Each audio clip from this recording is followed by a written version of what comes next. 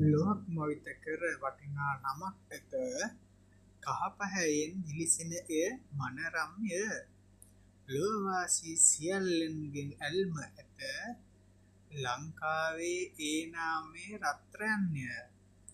දිනෙන් දිනම එහි අගයද ඉහළ යති දුර පෙනෙන ආයෝජන මේව වෙති ගැහැණුන් බොහෝ මේ හට පෙම් කරති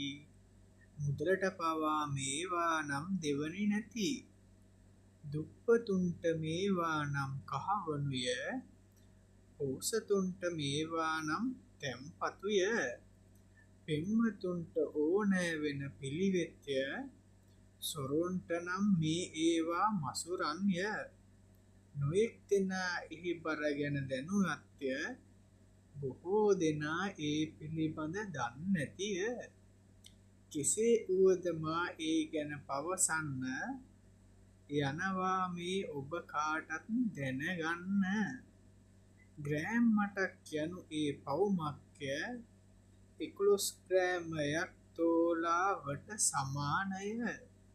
ඔන්න ඔහොම රන් මිල්මින් මනිනකොට කිලෝග්‍රෑම් නම් ඔබ මා දැනුවත්ය රන් භාණ්ඩ රන්කරුවෝ හදති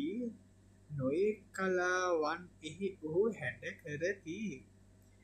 නිදහස් කලාකරු වෙති ඔහු අගය ඇති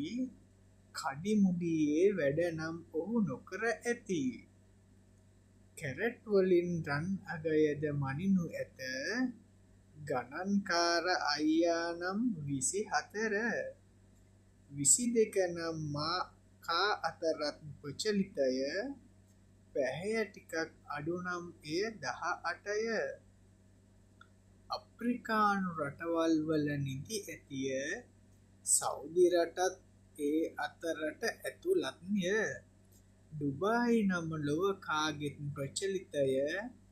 හෙට්ටි වීදියත් ඔබ මා ළඟම ඇත නොයෙක් කරුණු ඇත රන් ගැන පවසන්න උපමාවක්ටත් ගමි බිරිඳව ඒ නමට තිතක් තියන්නට යමි මේ රන් වදන